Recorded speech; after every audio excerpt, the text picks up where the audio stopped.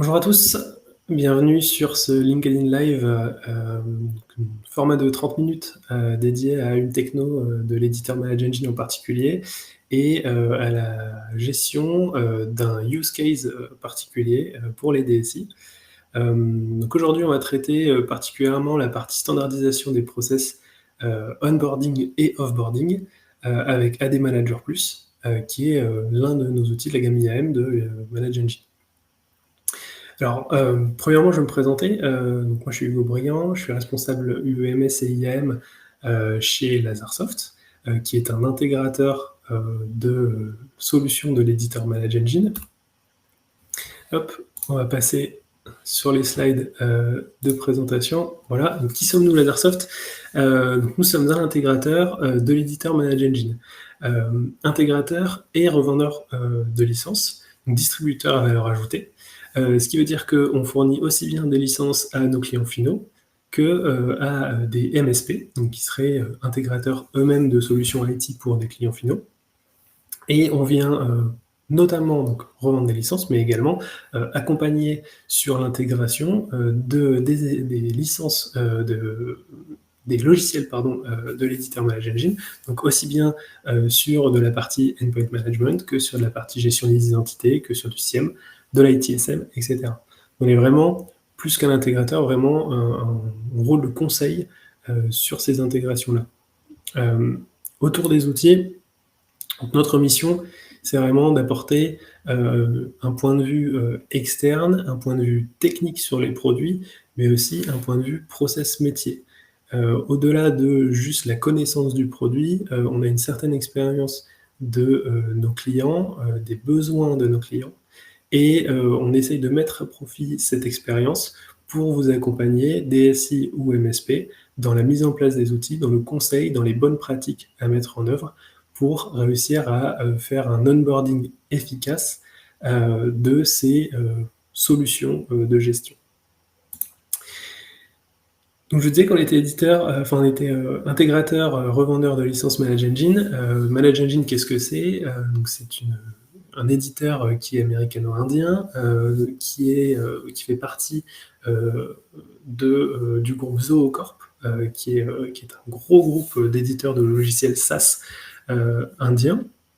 Ce ManageEngine se veut être l'éditeur et fournisseur de solutions de gestion d'infrastructures, systèmes, réseaux et tout ce qui gravite globalement autour.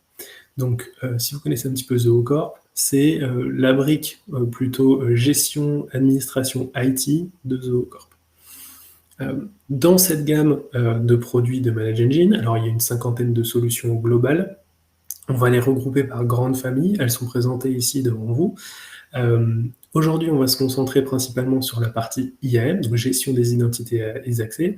Cependant, on va également toucher à l'ITSM, donc à la gestion du ticketing, à la partie UEMS, donc Endpoint Management au global, gestion des terminaux, utilisateurs, serveurs mobiles, tout ce qui gravite autour des utilisateurs au final. Gestion des opérations informatiques, on est plutôt sur la supervision, monitoring, observabilité au global. Et gestion des infrastructures, donc aussi bien de la sauvegarde des switches que de la gestion de configuration, de la mise à jour, gestion de vulnérabilité. Une partie SIEM, donc puis de log, analyse comportementale, corrélation. Une partie analyse informatique avancée qui est plutôt du BI, qu'on pourrait comparer à un Power BI globalement. Et d'autres solutions qui gravitent autour du no-code, low-code, et la possibilité d'avoir nos différentes solutions, que ce soit on-prem cloud, mais aussi en version MSP, avec des plateformes multitenants pour les revendeurs et intégrateurs qui souhaiteraient utiliser les solutions pour les héberger pour le compte de clients finaux et permettre de fournir ce service d'hébergement de la solution, de mise à disposition de la solution, mais aussi de management de cette solution et des parcs de leurs clients au travers des solutions. Comme je vous le disais, aujourd'hui, on va se concentrer sur la partie IAM, donc gestion des identités et des accès, et plus précisément sur la partie gestion des accès utilisateurs finaux, utilisateurs, si je peux dire, standards. On va différencier la gestion des utilisateurs, donc des accès privilégiés, et la gestion des accès classiques. La gestion des accès privilégiés, on sera plutôt sur du PAM, du Bastion, du contrôle et de la délégation de ressources. Ici, on sera plutôt sur la gestion des annuaires de l'entreprise, alors que ce soit de l'annuaire Active Directory ou Google Workspace, Entra ID, voilà, tout ce qui va tourner autour des annuaires de l'entreprise. Je vous ai cité les gros noms, mais globalement, on va pouvoir aller gérer des annuaires, même plus petits, même des bases de données qui seraient on-prem, ou des annuaires qui ne seraient pas synchronisés avec un Active Directory par exemple, mais qui seraient propres à une application SaaS, qui aurait sa propre gestion d'annuaire complètement standalone. Ce que vous avez sous les yeux, c'est globalement les grands produits de la gamme IAM sur les accès standards. Donc on a AD Manager Plus, qui est un orchestrateur Active Directory, qui va permettre de mettre en place une certaine standardisation des process AD, une certaine automatisation des process AD, et également de la délégation. C'est principalement là-dessus qu'on va se concentrer aujourd'hui. Pour ce faire, moi j'ai besoin de vous mettre en contexte. J'ai tendance à présenter la partie identité et gestion des identités dans 3 grandes briques. Ces 3 grandes briques, c'est la gestion du cycle de vie des utilisateurs, ce qu'on va aborder aujourd'hui, la partie sauvegarde et reprise d'activité, qui peut être traitée avec AD Manager Plus également, qui ne sera pas notre sujet aujourd'hui, et une partie sécurité et conformité, qui va se mélanger au travers de plusieurs outils de la gamme, et qu'on va aborder au fur et à mesure également. Si on a besoin de l'aborder, on l'abordera au fur et à mesure de la vie. Ce LinkedIn Live va être divisé en plusieurs parties. Le live d'aujourd'hui va se concentrer sur un niveau de maturité particulier de la gestion de cycle de vie des utilisateurs.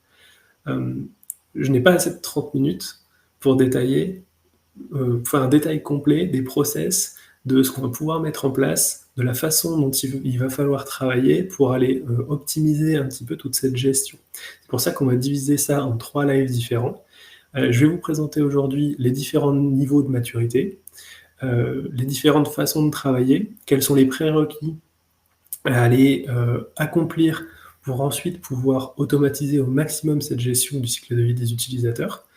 Et par la suite, on reviendra sur d'autres lives un peu plus tard, sur les niveaux de maturité supérieurs qui dépendront donc de ce dont on va échanger aujourd'hui, ce qu'on va mettre en avant aujourd'hui. Là, je vous disais qu'on va se concentrer sur la première brique qui est la gestion du cycle de vie des utilisateurs. Pour vous détailler un petit peu, j'ai besoin de mettre en contexte. Les niveaux de maturité du cycle de vie d'utilisateur, moi j'en dénombre 4. Peut-être que je vais pas assez loin pour certains, peut-être que j'irai trop loin pour d'autres. C'est au global ce que je peux remonter de mon expérience vis-à-vis de mes clients. Ces niveaux, je les numérote de 1 à 4.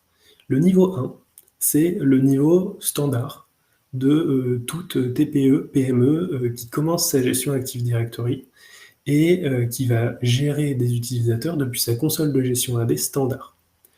Alors je vous dis TPE, PME, ça peut durer plus longtemps selon la vie de l'entreprise, selon le staff que vous avez au niveau administration des infras, mais globalement, c'est ce qu'on retrouve le plus souvent. C'est-à-dire qu'on va avoir des utilisateurs qui sont créés à la main dans un annuaire Active Directory ou dans des annuaires tiers, avec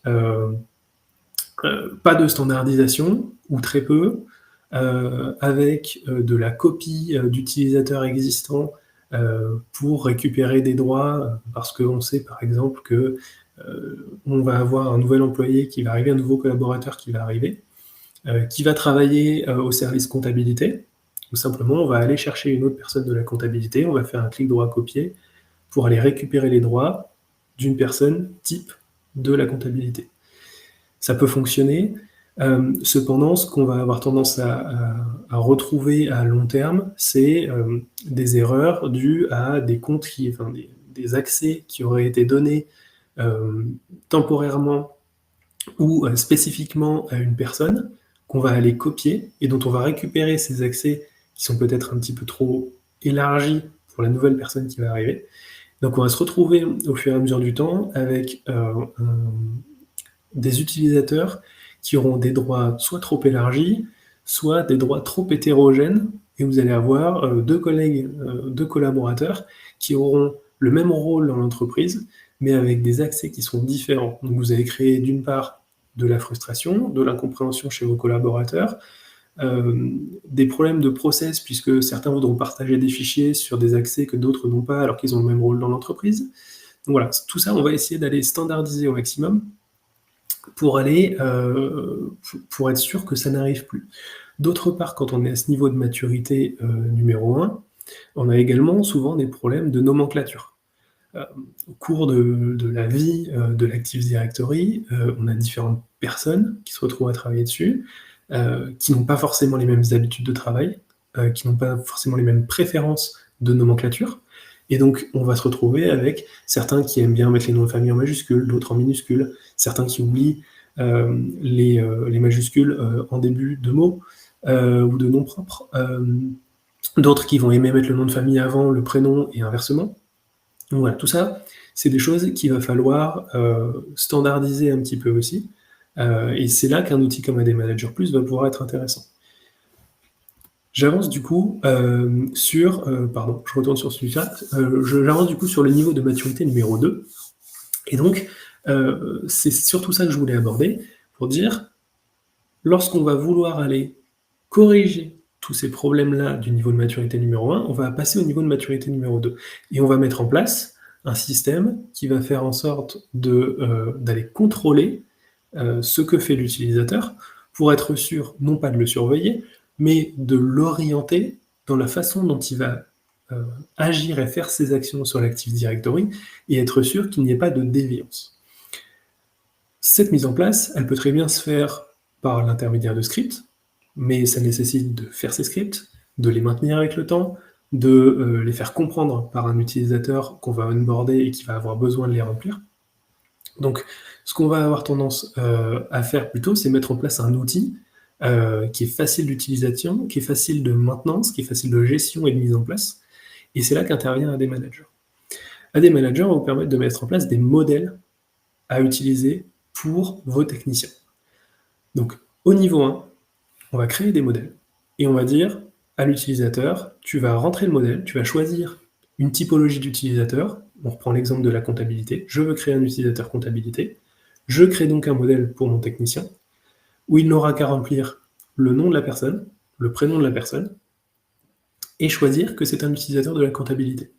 Et en fonction d'un travail préalable qu'on aura défini, on pourra définir qu'un utilisateur comptabilité, il a besoin d'être rangé dans telle unité d'organisation, de disposer d'être membre de groupes de sécurité spécifiques dans l'Active Directory, de disposer d'une licence spécifique Microsoft 365 par exemple, de disposer de délégations sur des boîtes aux lettres spécifiques ou sur des listes de distribution spécifiques côté Microsoft 365 ou Exchange on-premise. Donc tout ça, c'est des choses qu'on va pouvoir définir dans notre modèle. En plus, on parlait des nomenclatures et des différences de nomenclature pour chacun. On va pouvoir définir des règles de nomenclature qui seront fixes et qui pourront découler du prénom et du nom de l'utilisateur, par exemple. Donc, en fonction du nom et du prénom, on va construire automatiquement l'adresse mail, on va construire automatiquement l'UPN, le SAM account name, dans tout ce qui est nom de connexion, nom d'affichage pour l'utilisateur. Ça, c'est notre niveau de maturité, du coup, numéro 2. C'est-à-dire qu'on a résolu nos problèmes de standardisation, on a résolu nos problèmes d'accès trop élargi qui auraient été donnés à des utilisateurs par méconnaissance des accès précédents qui auraient été donnés à des utilisateurs qu'on va copier. Et donc du coup, on met à disposition ces modèles. Ensuite, on va passer au niveau numéro 3. Ce niveau numéro 3, ça va être la délégation de la création. C'est-à-dire que au niveau précédent, au niveau 2, on a standardisé la création de nos utilisateurs. Cette standardisation, elle a permis d'être éprouvée par des techniciens, donc des personnels plutôt orientés IT. C'est-à-dire que le niveau 2 est un prérequis au passage au niveau 3. On a créé nos modèles, on les a standardisés et on les a éprouvés par des personnels qui comprennent les conséquences de l'utilisation de ces modèles. Et la compréhension des conséquences permet de faire du contrôle par la suite. Donc on a créé nos modèles, on a pensé nos process et on les a validés par des techniciens sur un laps de temps donné. Par la suite, on va potentiellement vouloir avoir un ROI encore plus important, et donc on va se dire, les personnes qui connaissent le mieux les futurs collaborateurs, alors ici je prends l'exemple de l'onboarding, mais c'est pareil sur l'offboarding, on l'abordera après, les personnes qui connaissent le mieux nos collaborateurs sont en général leurs managers directs ou les équipes des ressources humaines. Et donc on va avoir la possibilité de mettre à disposition les fameux formulaires qu'on a créés précédemment, qui sont des modèles, et de les mettre à disposition des RH ou des managers pour qu'eux puissent les remplir, passer au travers d'un process de validation ou non, pour ensuite vous être envoyé à la technique et exécuter cette création avec un certain contrôle et une modification possible sur les demandes qui ont été faites. Et donc on va avoir comme un système de ticketing dans AD Manager qui va nous permettre de suivre ces demandes et d'agir sur ces demandes au fur et à mesure. Ok ? Donc, globalement, niveau 0, on n'a rien, enfin niveau 1, on n'a rien, niveau 2, on a standardisé pour les techniciens, niveau 3, on va déléguer l'utilisation de ces modèles à des personnels non IT. Un exemple typique qui pourrait être donné, c'est j'ai un manager qui procède à un entretien avec un futur collaborateur et qui souhaite un recrutement. Dans ce cas-là, il considère que son recrutement est validé, il va recruter la personne, il va créer sa fiche dans un des managers, il va créer sa demande. Par la suite, je vais affecter, donc ce qu'on voit ici, donc le reviewer, on va affecter ici le reviewer en tant que la personne des ressources humaines. Donc cette personne des ressources humaines va pouvoir aller voir le contenu de la demande du manager et vérifier que la fiche d'annuaire Active Directory qui est demandée par le manager correspond bien à la fiche RH que lui a dans son SIRH.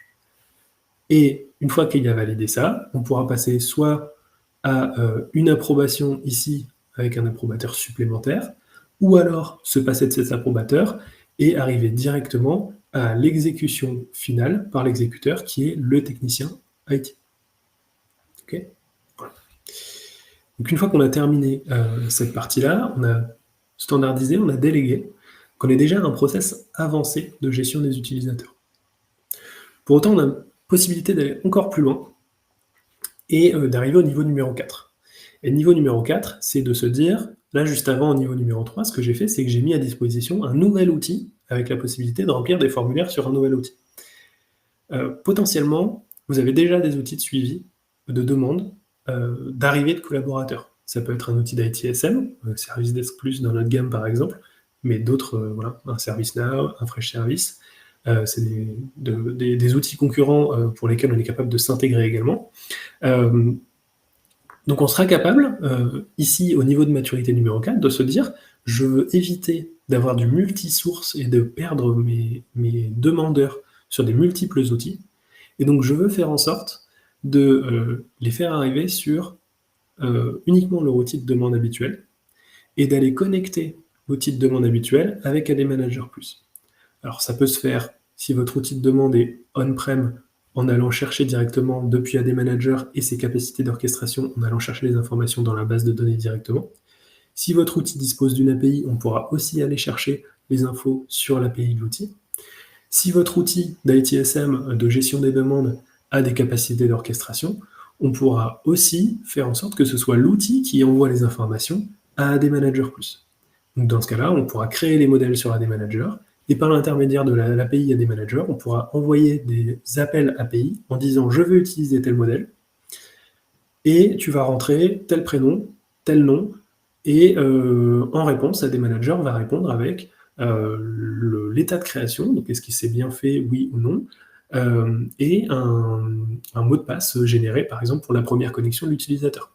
Et c'est des choses qui peuvent être renseignées dans le ticket en réponse directement. Donc tout ce qui est process d'approbation, de validation ou non vous les faites côté ITSM, et c'est AD Manager qui va se charger de l'orchestration AD et de la réponse dans l'outil d'ITSM. Je prenais l'exemple de l'outil d'ITSM, on peut faire exactement la même chose avec un SIRH. Le SIRH, en général, il ne ment pas. Il est bien renseigné, puisqu'il est souvent lié à l'outil de paye également.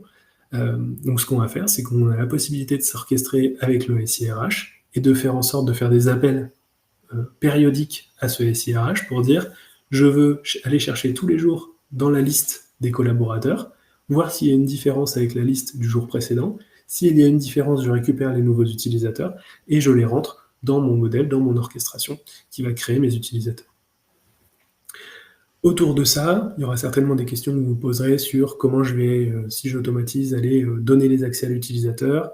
On pourra très bien, alors soit faire du rapport périodique donné à l'IT qui pourra, au moment de l'enrôlement de l'utilisateur et de la distribution du poste de travail, donner les accès au compte utilisateur, ou alors envoyer un mail de bienvenue à un manager qui aurait été défini dans une fiche AD, par exemple, ou à un RH, peu importe.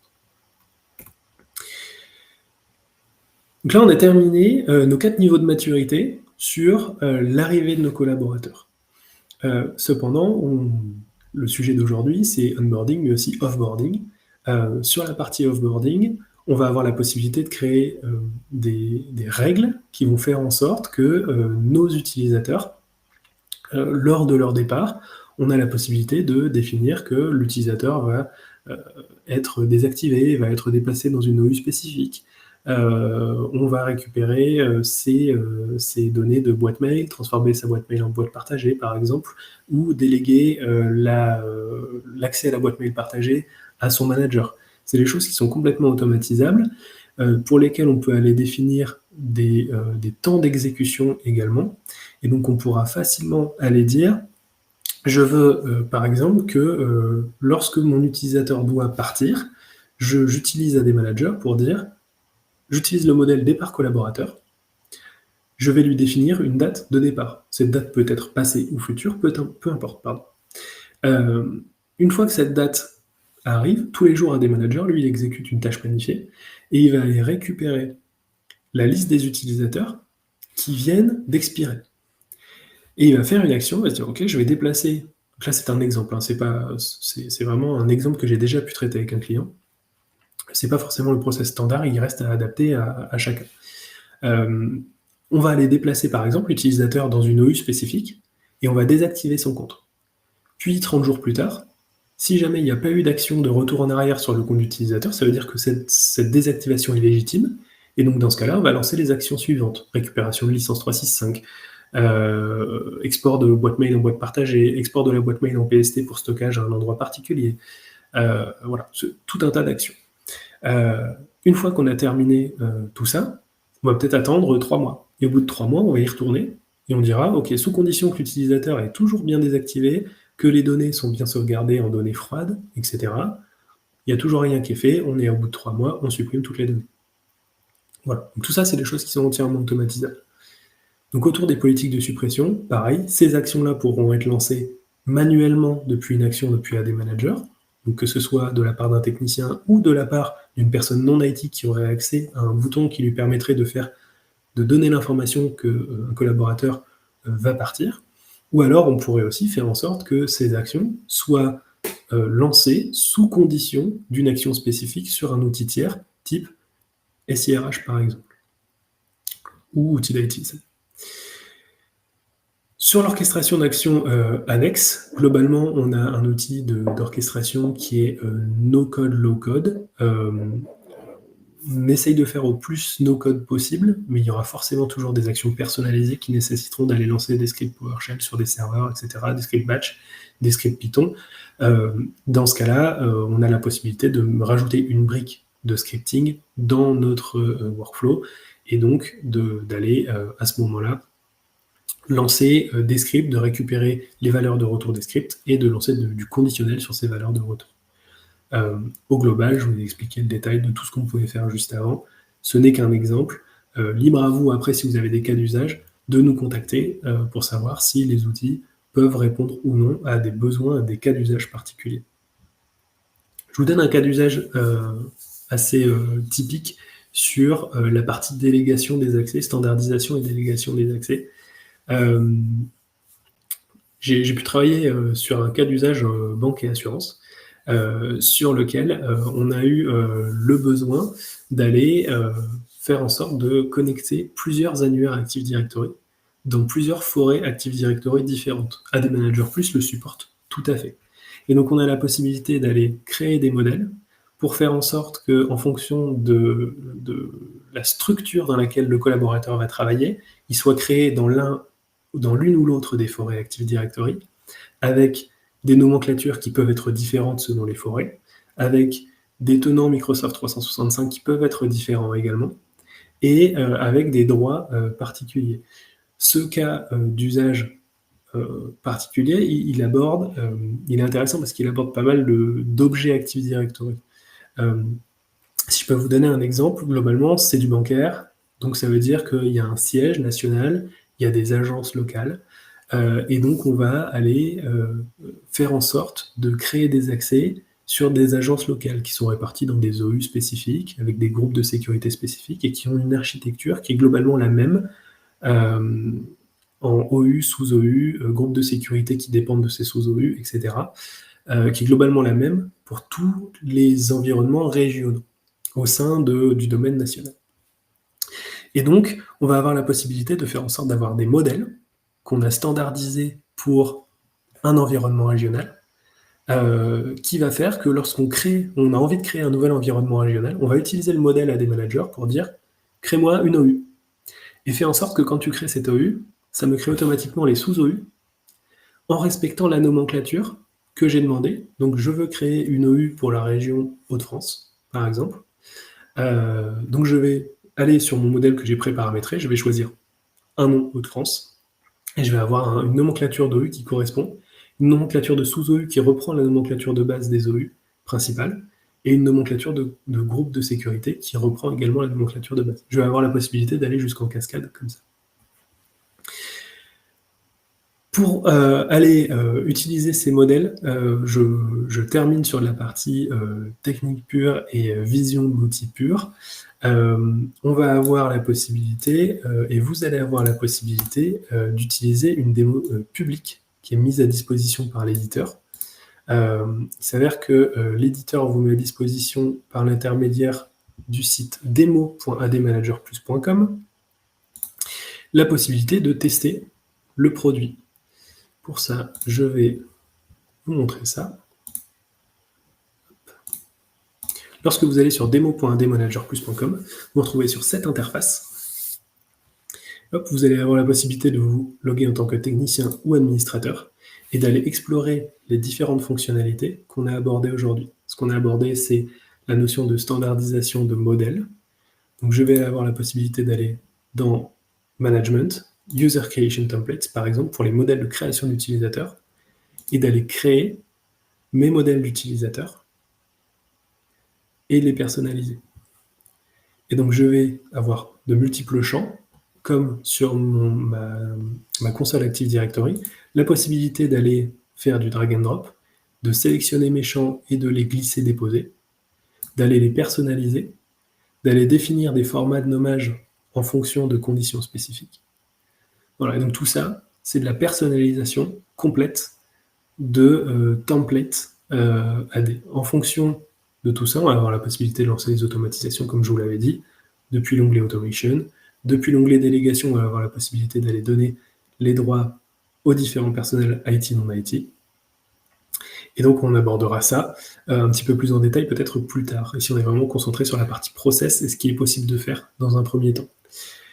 Donc, on arrive à la fin du live, on se retrouvera d'ici quelques semaines pour la suite, les différentes étapes sur la partie délégation, donc sur la partie création des modèles, sur la partie délégation et sur la partie automatisation. D'ici là, si vous avez des use cases que vous voulez aborder avec nous, n'hésitez pas, vous avez à disposition l'adresse sales@lasersoft.com, donc sales@lasersoft.com pour prendre contact avec nous, pour déclencher du coup des démonstrations, des échanges autour de use cases, également des POC. Donc on a la possibilité de vous délivrer des licences d'essai et de passer du temps avec vous pour tester sur votre environnement et valider que le produit peut correspondre à votre besoin. D'ici là, n'hésitez pas également à mettre une petite réaction sur le live, un petit commentaire, un petit like, pour qu'on puisse vous identifier, vous contacter et puis répondre éventuellement à vos questions. Voilà, donc n'hésitez pas. Je vous souhaite une bonne journée et puis à bientôt pour un prochain live autour d'AD Manager.